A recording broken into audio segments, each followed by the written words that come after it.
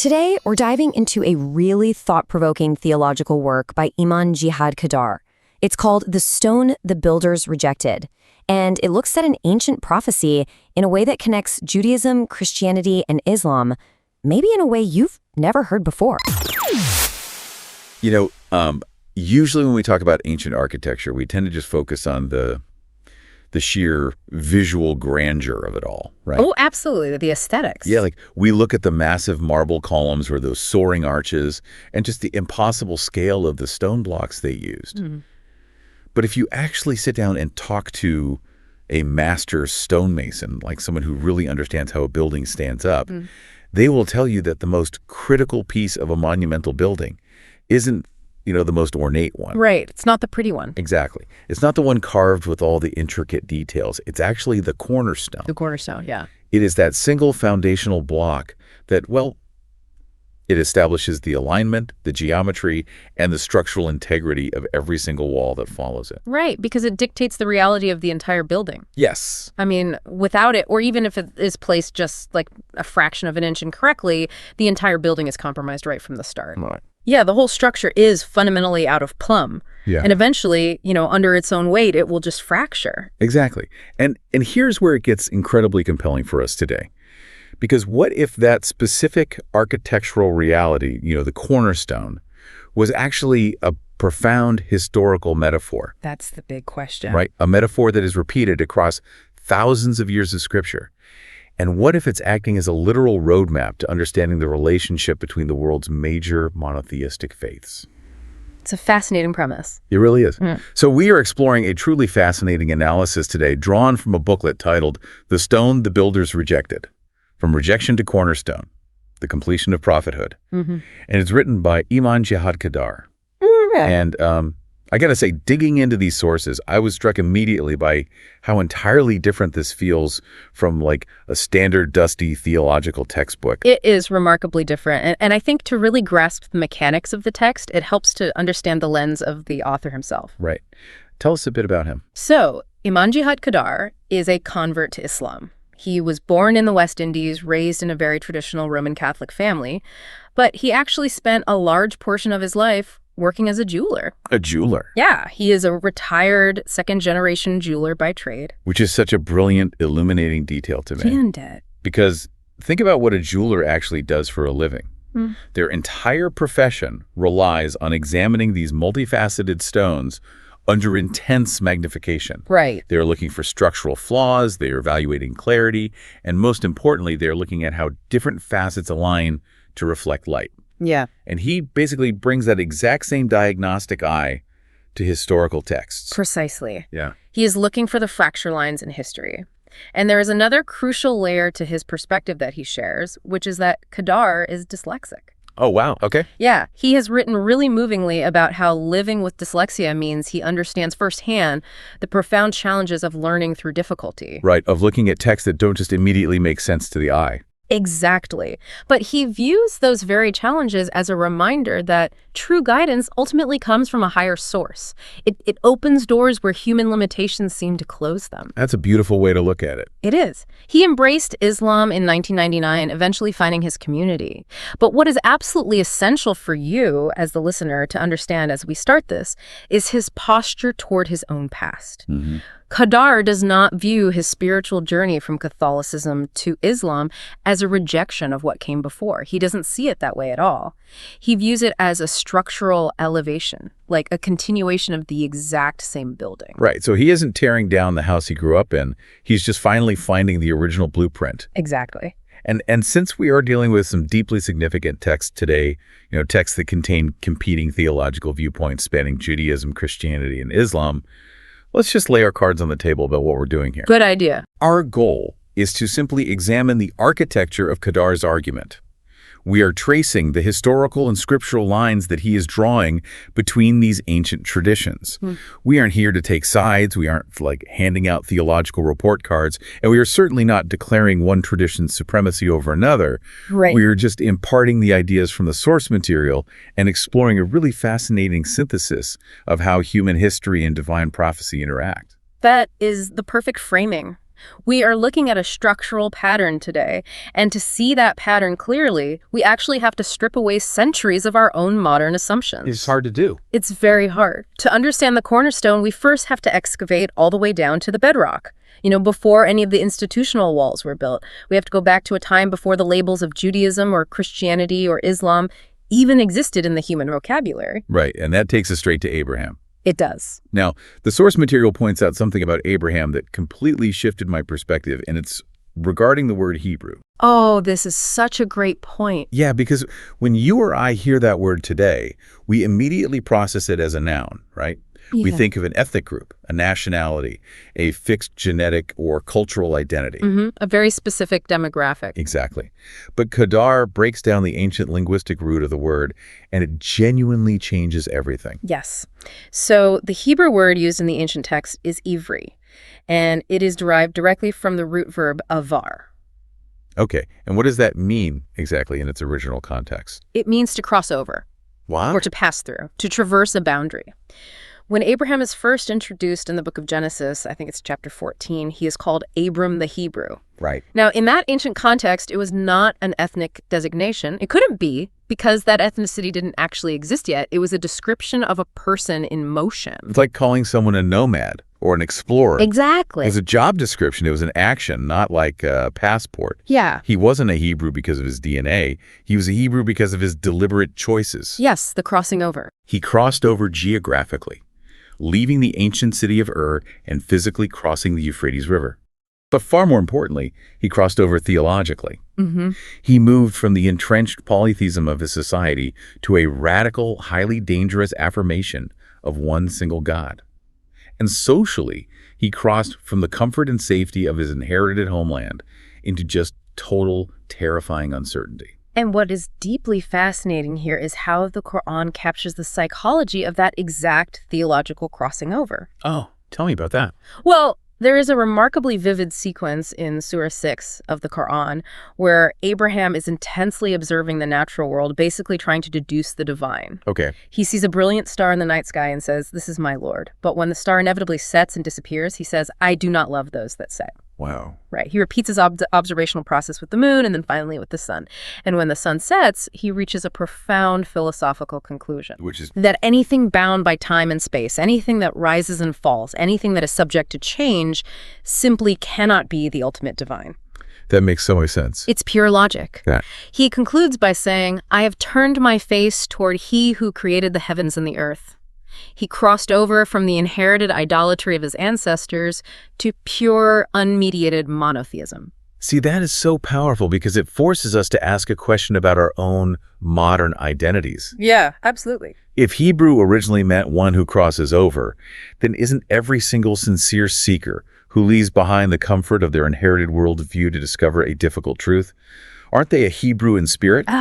Yes. We treat it as this locked-in exclusive noun today, but originally it was a verb, an action of seeking. Exactly. And when you recognize that the foundation of the faith was defined by an active posture toward the truth rather than an exclusive bloodline, it fundamentally changes how we view Abraham's legacy. It makes it universal. It was expansive, not insular, which naturally brings us to the legacy of his two sons, Ishmael and Isaac. Qadar argues that the historical and theological division of these two brothers into competing hostile lineages is one of the most tragic and consequential misreadings of sacred history. I really want to dig into that because culturally we have this deeply ingrained narrative of the chosen son and the rejected son, right? The legitimate heir and the outcast. We do, yeah. But Qadar actually goes straight to the biblical record in Genesis to completely dismantle that. What does the text actually say about the promises made to both sons? If you look closely at Genesis 17 and Genesis 21, the divine covenant language applied to both sons is virtually identical in its weight. Wait, identical? Yes. God explicitly promises to bless Ishmael, to multiply him exceedingly, to make him into a great nation, and states that he will beget 12 princes. Okay, wow. It is the exact same architectural structure of divine promise that is later given to Isaac and his 12 sons, who, of course, become the tribes of Israel. And there's this one incredibly poignant detail in the text that people almost always gloss over. Yeah. I hadn't noticed it until reading this. Which part? It's in Genesis 25, verse 9. It's describing the aftermath of Abraham's death, and it simply says, his sons Isaac and Ishmael buried him in the cave of Machpelah. It is a stunning image of unity, if you pause to consider the human reality of it. Right. I mean, imagine the emotional gravity of burying a father. The fact that the ancient text explicitly names these two brothers coming together, standing side by side to do this, implies a shared reverence. Absolutely. It implies a shared mourning and a shared connection to Abraham's legacy. The rivalry that we constantly project backward onto them is really a human construction. It is a political and theological layer of paint that later empires slapped over a text that actually speaks of shared burial and shared prophethood. That's a great way to phrase it. And Qadar applies this exact same linguistic reframing to the word Israel as well. Oh, really? Yeah, he looks at the origin of that name in the biblical narrative. It comes from the famous story of Jacob, who is Isaac's son, wrestling with a mysterious divine figure in the wilderness at night. Right, he wrestles until dawn. He absolutely refuses to let go, and he is finally given a new name, Yisrael. Which translates functionally to the one who strives with God, or God prevails. Okay. So much like the original verb form of Hebrew, the word Israel was not originally meant to be a monopolized, exclusionary ethnic designation either. Oh, it was an action again? Yes, it describes a posture of honest, intense, agonizing engagement with the divine.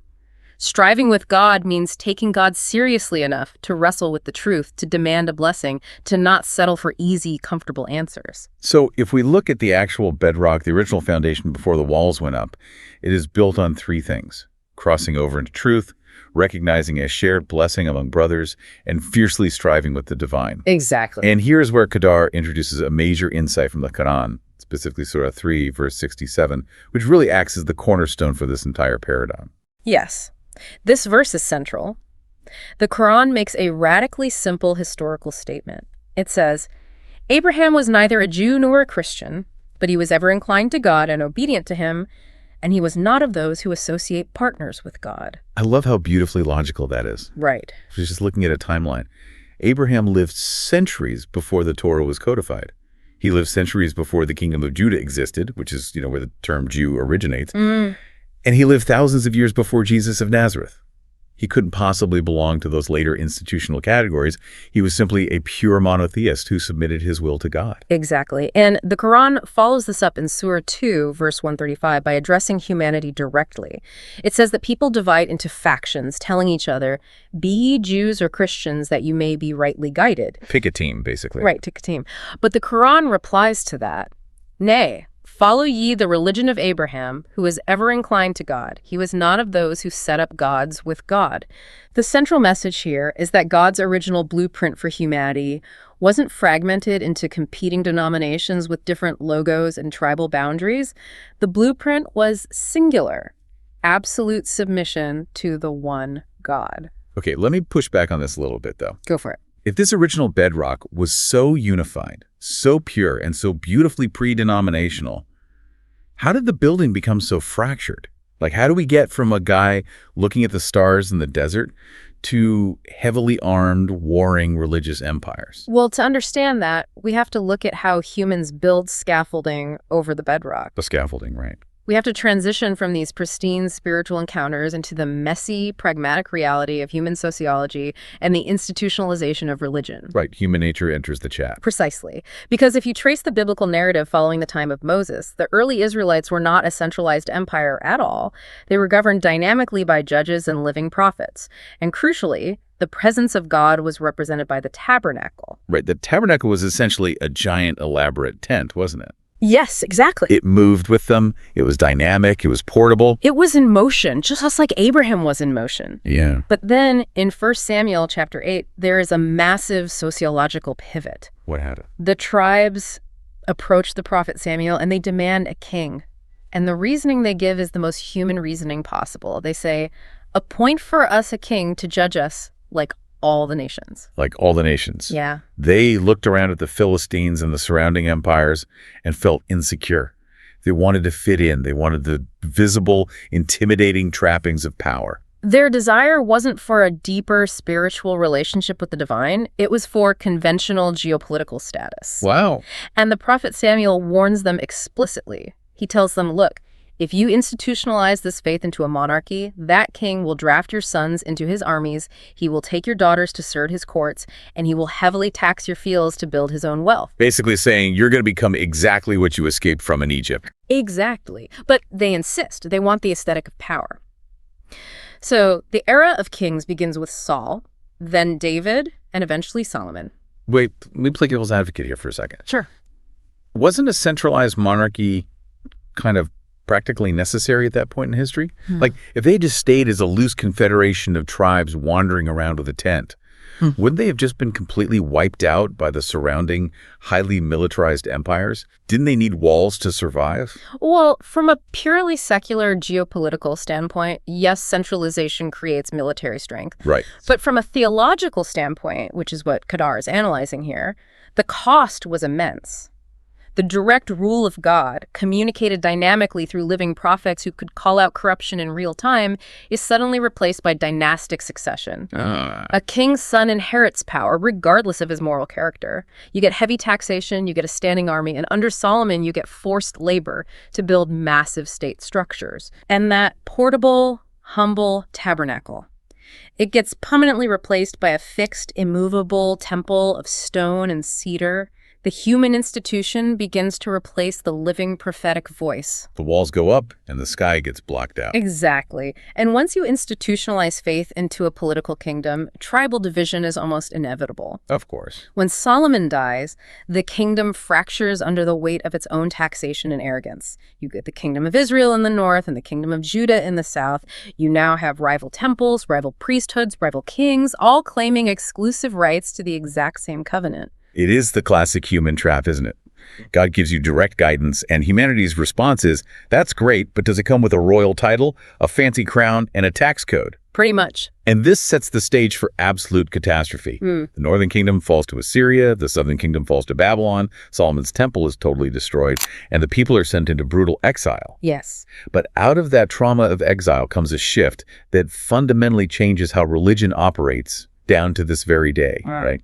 Oh, absolutely. Stripped of their land, their temple, and the active voice of prophets, the scholars and scribes of Israel undertook a monumental survival task during the Babylonian exile. What do they do? To keep the community from just entirely disintegrating, they began to intensely codify the oral traditions and scriptures. They essentially turned the living word into a portable homeland. Now, I was thinking about this codification process, and Qadar brings up this brilliant analogy of a river.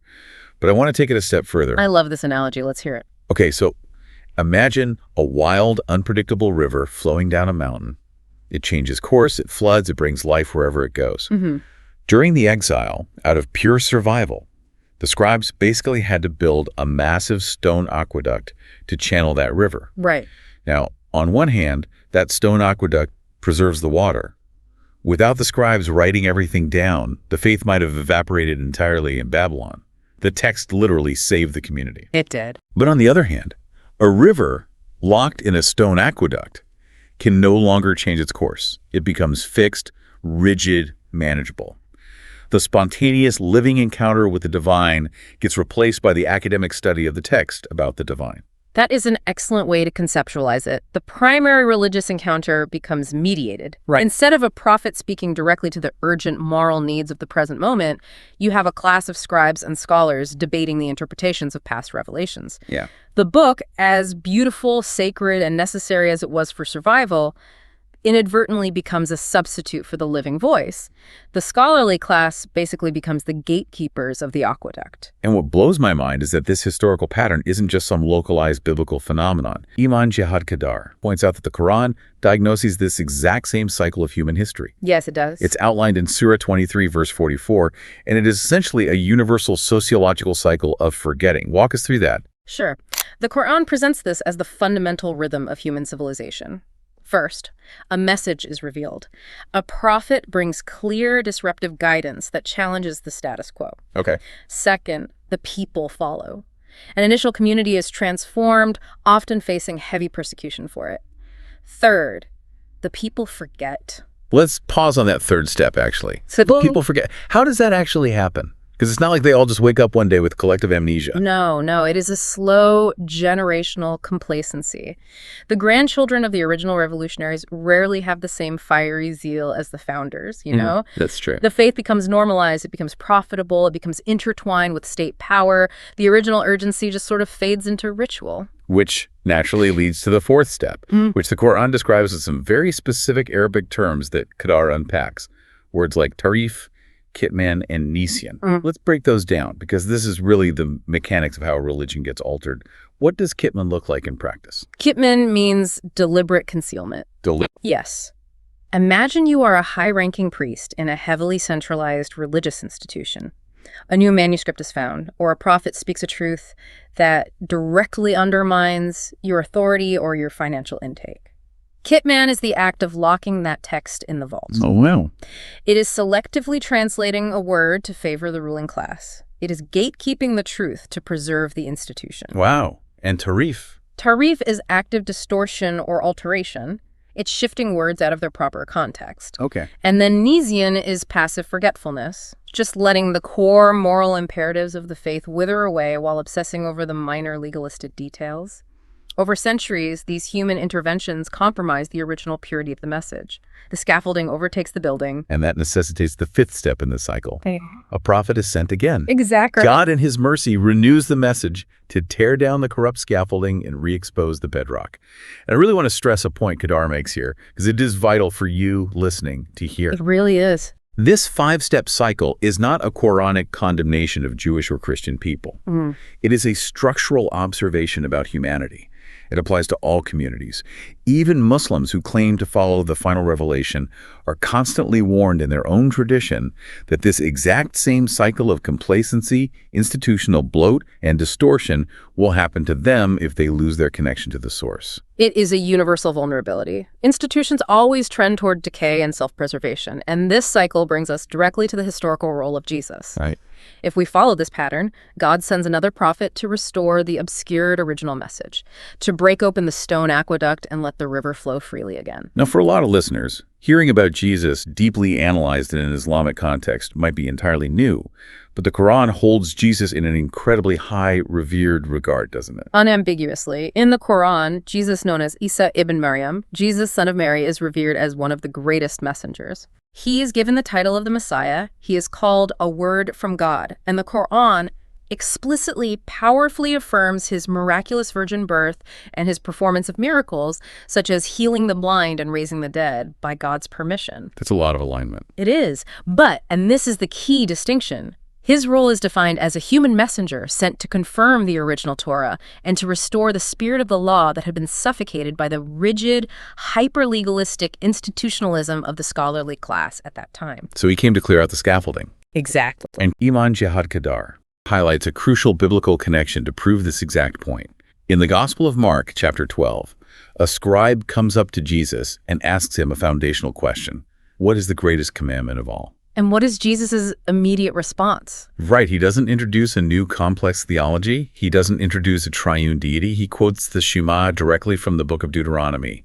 Hear, O Israel, the Lord our God, the Lord is one. It is a vital point of alignment. Jesus' theological starting point, his absolute core, was pristine Jewish monotheism. The God he commanded his followers to love with all their heart was the exact same singular God of Abraham and Moses. He was calling people back to the bedrock. But this is where the history gets really wild to me. Oh, yeah. If Jesus was preaching this pure, unified, localized monotheism, how on earth do we end up centuries later with the incredibly complex, heavily institutionalized theology of the Roman Church? Well, to understand that, we have to look at the timeline of doctrinal drift, the exact moment where empire intercepts and absorbs faith. Okay, walk us through it. For the first 3 centuries after Jesus, Christianity is a marginalized, grassroots, often fiercely persecuted movement. Right, they were hiding in catacombs. Exactly. They're dying in colosseums rather than worshiping Roman gods. But then in the year 312 CE, the Roman Emperor Constantine ostensibly converts to Christianity. And suddenly the persecuted become the state. Exactly. And in 325 CE, Constantine, acting as a Roman emperor, convenes the Council of Nicaea. Step right there. A Roman emperor, a secular politician who literally worshipped the sun god a few years prior, is organizing a theological council to decide the nature of Jesus. That is wild. It is the ultimate merger of church and state. And this is where the doctrine of the Trinity begins to be strictly formalized and enforced by imperial law, declaring the Father and Son consubstantial. It is the ultimate, darkest irony of history. I mean, think about it. By 380 CE, under the Edict of Thessalonica, this specific, highly formalized version of the faith becomes the exclusive, mandatory state religion of the Roman Empire. I was thinking about this, and it feels exactly like a hostile corporate takeover. That's a great way to put it. You know, you have this incredibly radical grassroots startup founded by a Galilean carpenter who championed the poor and gave everything away. Then a massive multinational conglomerate the Roman Empire sweeps in, buys out the startup, keeps the founder's name on the building for brand loyalty, but completely fires the original board of directors, changes the entire product line, and restructures the company to serve the empire. It really is a staggering historical pivot. Qadar points out the profound, tragic irony here. The simple faith of a Jewish prophet was institutionalized by the exact same Roman Empire that nailed him to a cross. It's deeply ironic. And the way they achieved this rebranding was through language. Qadar points out how Greek metaphysical terms were forcefully overlaid onto Jesus' teachings. Words like hypostasis and ousia. What did those words actually mean, and why did they use them? I mean, why didn't the early Christians just reject the Greek philosophy and stay purists? Well, ousia generally means essence or substance, and hypostasis refers to an underlying reality or person. These are deeply complex philosophical categories drawn straight from the tradition of Plato and Aristotle. Now, Jesus was speaking Aramaic in a first-century Jewish context. He used parables about mustard seeds, sheep, and vineyards. Right. Very grounded. He never used Greek metaphysical categories. They would have been entirely foreign to his worldview. But when the Roman Empire adopted the faith, it needed an intellectual framework that made sense to a Hellenistic, Greek-speaking world that was obsessed with the philosophical nature of the gods. So they translated him not just into a different language, but into an entirely different worldview. Exactly. I think of it like taking a beautiful, simple acoustic folk song and forcing a massive electronic symphony orchestra to play it. Yeah. You lose the original melody and all the noise. Yes. Qadar uses this analogy of rearranging the furniture, and it is so apt. It's like Jesus built a house of faith with a very specific, simple layout based on Abrahamic monotheism. But when Roman imperial power moved into the house, they brought all their heavy, complicated Greek philosophical furniture with them. They rearranged the whole living room until the original architect wouldn't even recognize the house he built. When power enters the house of faith, the furniture is rearranged. That's the quote. The scaffolding of human empire completely obscured the original bedrock. Okay, so if the original message was divided by kings, channeled into a rigid stone aqueduct by scribes, and overlaid with Greek philosophy by Roman emperors, where is the final stone that is going to correct this massive, centuries-long structural misalignment? We have to look elsewhere. Right, where is the untainted blueprint? To find it, we have to return to a piece of the bedrock that was thrown away very early on. We have to return to Hagar and Ishmael. Because every great story of divine reversal begins with an act of human dismissal. In the biblical narrative of Genesis, Hagar and her son Ishmael, who is Abraham's firstborn son, are expelled into the wilderness. We read that story today, and it feels like a sad family dispute. But in the ancient Near East, in that specific cultural context, this was a brutal existential erasure. You are severing the firstborn son from the lineage. You are sending a woman and a child into a deadly, scorching desert with limited water. To the ancient mind, that is a death sentence. It is the ultimate, absolute rejection of a stone by the builders. But Qadar points out that human rejection is often the exact space where divine preservation operates. In Genesis 21, the text says that God heard the voice of the lad crying in the wilderness. God intervenes, provides water, and explicitly promises Hagar that he will make Ishmael into a great nation. So the stone was rejected by human hands, but it was carefully preserved by the divine architect. Exactly. And where did they go? This is where the geography becomes incredibly important. Qadar directs us to where this exile actually took place. They journeyed south into the Hejaz to a barren, uncultivated valley that would eventually become the city of Mecca. Yes. And there's a remarkably precise, breathtaking prayer from Abraham recorded in the Qur'an in Surah 14, verse 37, where he visits them. Abraham prays, "Our Lord, I have settled some of my offspring in an uncultivated valley near your sacred house. So make hearts among the people inclined toward them, and provide them with fruits that they might be thankful." It is so specific. The uncultivated valley, the presence of an ancient, ruined sacred sanctuary. And I want you, the listener, to really visualize the reality of Hagar's desperation in that valley. Imagine the terror of being a mother alone in the desert, watching your child succumb to dehydration. The Islamic tradition vividly describes Hagar running frantically back and forth between two hills, Safa and Marwa, searching the horizon for a caravan, for water, for any hope for her dying child. It's a terrifying image. And then the miraculous bursting forth of a spring at the feet of the child, the Zamzam well. And it is crucial to note, as Qadar emphasizes, that the well of Zamzam is not just a mythic story or a spiritual metaphor. Right, it's real. It is a tangible, geological, and historical reality. That well flows to this very day in the center of Mecca. It still flows. It has sustained life in that desert for thousands of years, drawing millions of pilgrims every single year.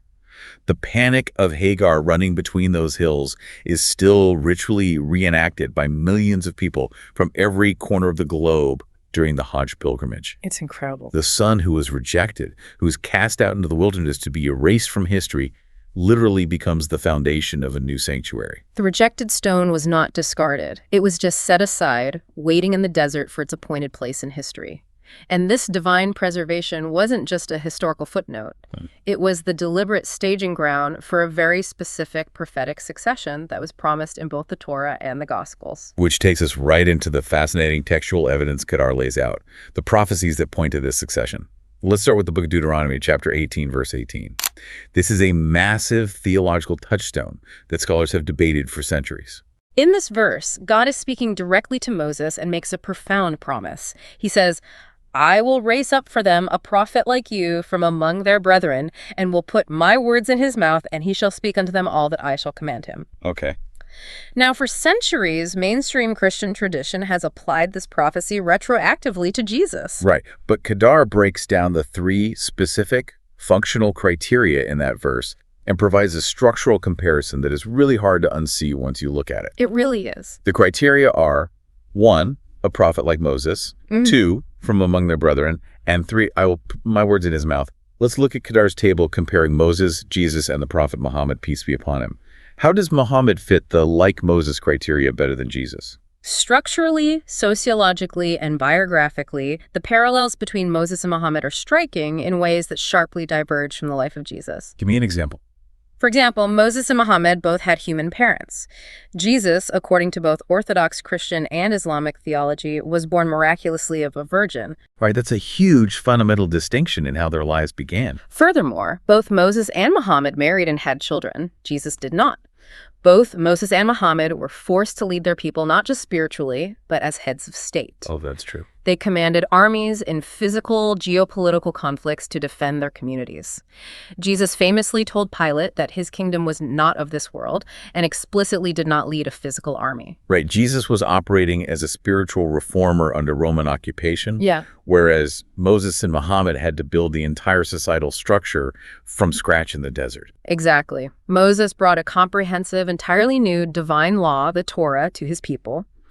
Jesus explicitly stated in the Sermon on the Mount that he came to fulfill the law of Moses, not to bring a new one. But Muhammad brought a comprehensive, distinct legal, moral, and social code in the Qur'an.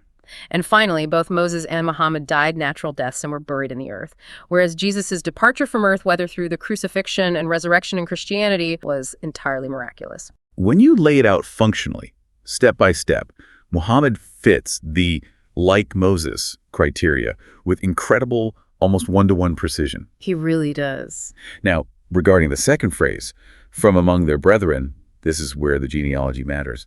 The Israelites and the Ishmaelites were cousins. Yes, they were descended from the two brothers, Isaac and Ishmael. Therefore, an Ishmaelite prophet arising from the desert is literally arising from among the brethren of the Israelites. That fits perfectly. And then there's that third criteria, which to me is the most fascinating piece of this puzzle.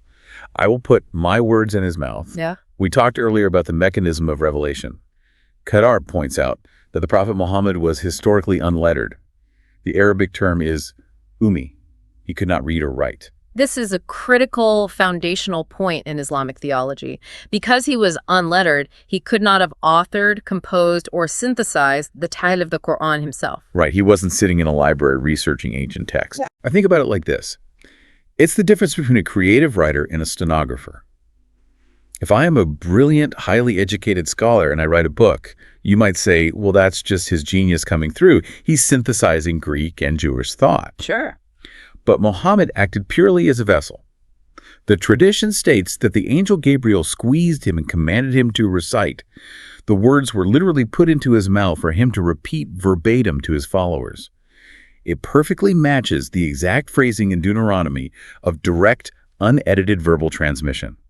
It wasn't inspired reflection, it was direct dictation. And this deep expectation of a coming prophet, a prophet distinct from the Messiah, wasn't forgotten by the Jewish people. It was a very active, vibrant hope.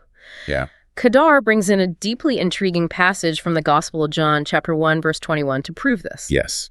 This is a pivotal moment in our deep dive because it shows what the people on the ground were actually waiting for. The religious authorities, the priests and Levites, come out into the desert to interrogate John the Baptist to figure out who he is. They ask him three distinct, very specific questions. First, they ask, are you the Messiah? John says no. Then they ask, are you Elias? Meaning Elijah returning. John says no. And then they ask a third separate question. They ask, are you that prophet? And he answers no. This passage is profoundly significant for textual scholars. It demonstrates clearly that the Jewish people at the time of Jesus were waiting for three distinct, separate figures. Right. The Messiah, the returning Elijah, and a third figure simply known as the prophet. Let's pause and really look at that. If John the Baptist wasn't that prophet, and if Jesus was the Messiah, who is the third figure, who was that prophet they were all waiting for? That's the million-dollar question. Qadar argues that this expectation remained alive in the first century, and if you follow the structural clues, it points directly toward the prophet Muhammad. He isn't a rival to Jesus or Moses. He is the fulfillment of a specific prophecy they were actively waiting for. And Jesus himself seems to point forward to this exact continuation as his time on earth draws to a close. Oh, right. Later in the Gospel of John, in chapters 14 and 16, Jesus is giving his final farewell discourse to his disciples. He promises that a comforter or an advocate will come after him to guide them into all truth. In the original Greek text of the Gospel, the word used is parakletos. And look at how Jesus describes this comforter. He says, this figure will not speak of himself, but whatsoever he shall hear, that shall he speak. Again, there is that identical mechanism of receptive verbal transmission, dictation. Precisely. The comforter doesn't originate the message. He transmits what he hears from God. Now, Qadar introduces a fascinating linguistic and historical twist here. What's that? Textual critics and Islamic scholars have long suggested that the original Aramaic words spoken by Jesus might have been translated into Greek, not as parakletos, which means comforter, but as a visually almost identical Greek word, parakletos. And what does parakletos mean? It means the most praised, or the praised one.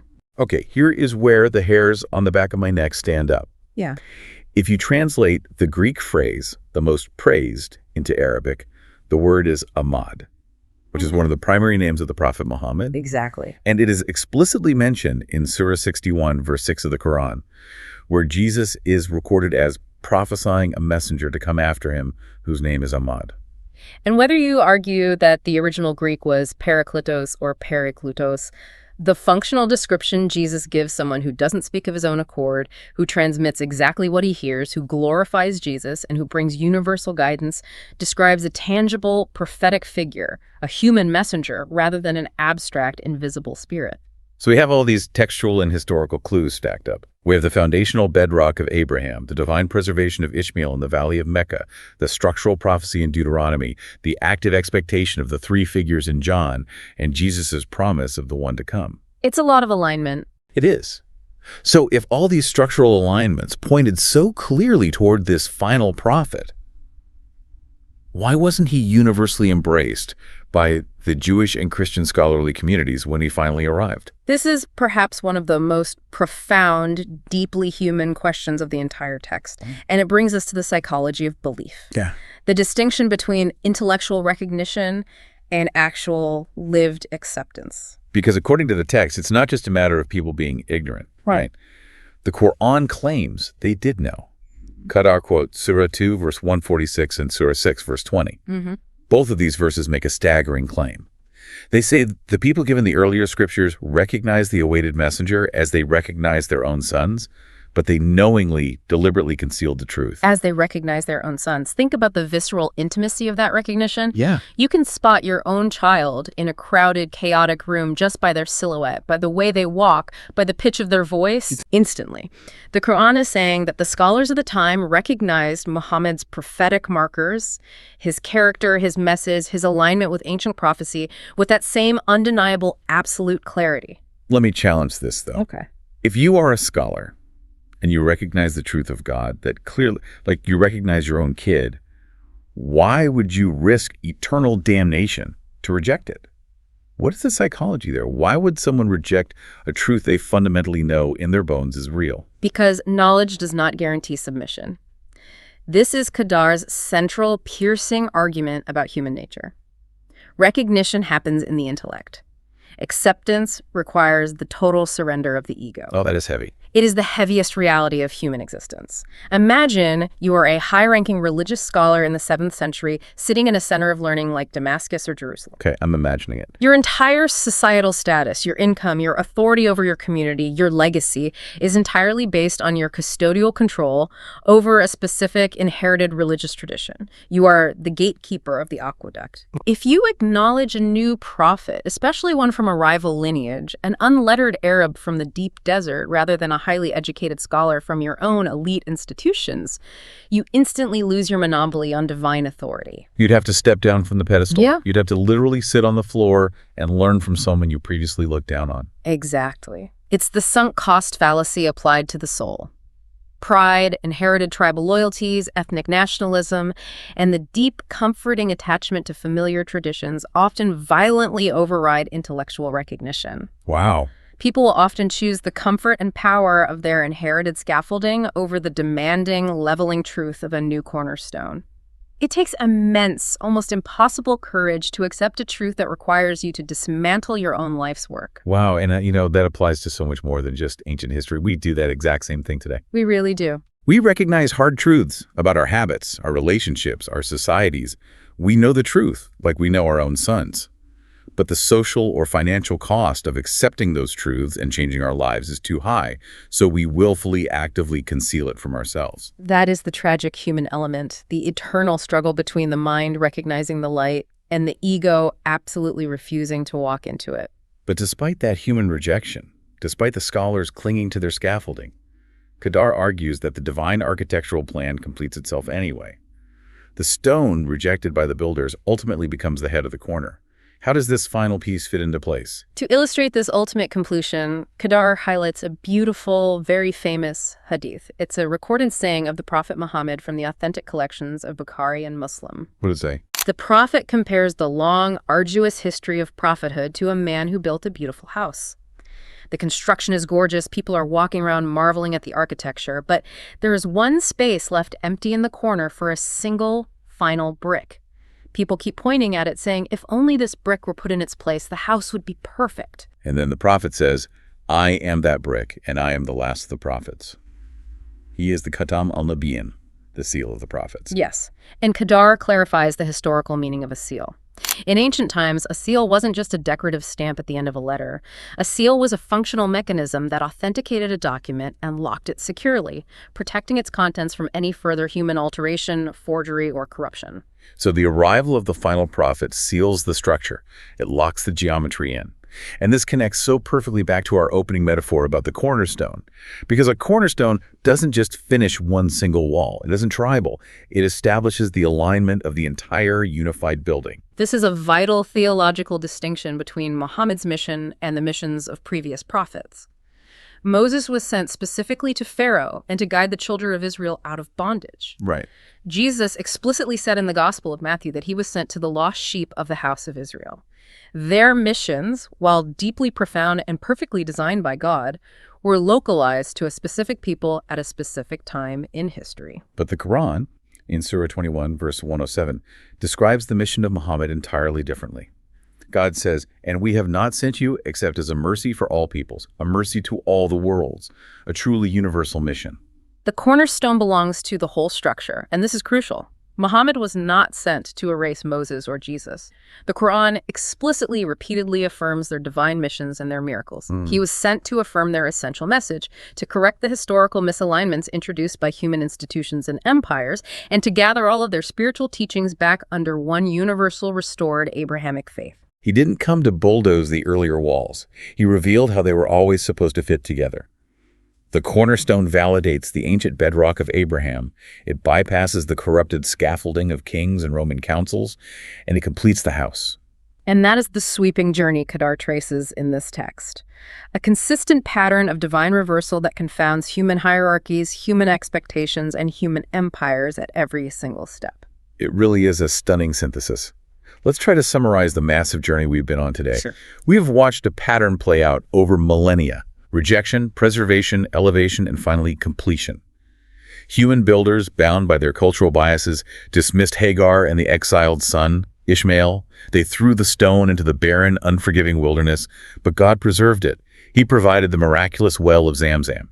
Centuries later, he elevated an unlettered prophet in that exact same uncultivated valley. And what powerful men, kings, and scholars dismissed, God made the cornerstone of a global faith that united the fragmented, wounded legacy of Abraham. It asks the reader, regardless of their background, to look past the bitter political divisions of modern religion and recognize this singular, beautiful architectural plan operating beneath it all.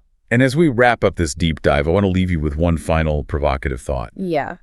Throughout this entire exploration, we've talked about the action of crossing over, about fiercely wrestling with God, about the tragedy of letting rigid institutions replace living faith. Yeah. But at the very heart of this entire architectural metaphor is the Arabic root of the word Islam itself, the letters SLM. Which means peace, wholeness, and most importantly, surrender. Surrender. Qadar points out that the posture of Islam isn't some new, foreign 7th century invention. It is the exact same posture of Jesus in the Garden of Gethsemane when he falls on his face and says, "Not my will, but yours be done." It is. It is Moses at the burning bush saying, "Here I am." It is Abraham on the mountain, willing to sacrifice everything he loves, simply surrendering to the divine command. It is the ancient, original posture of all the prophets. So here's the question I want you to mull over as you go about the rest of your day. We live in a modern world that is utterly, exhaustingly obsessed with asserting our own individual wills. We are all desperately trying to build our own little kingdoms, laying our own bricks, designing our own scaffolding, deciding for ourselves what the foundation of truth should be. We really are. But if this historical pattern we've traced today holds true, what would it actually look like in your life to stop building your own walls? What would it look like to adopt that ancient, terrifyingly beautiful posture, to stop wrestling against the alignment and simply surrender to the cornerstone of truth? It is a question that challenges the very foundation of how we navigate our existence. It really does. Thank you so much for joining us on this deep dive and for exploring these ancient texts with us. Yeah. Keep questioning the scaffolding in your own life, keep looking for the bedrock, and keep seeking the truth.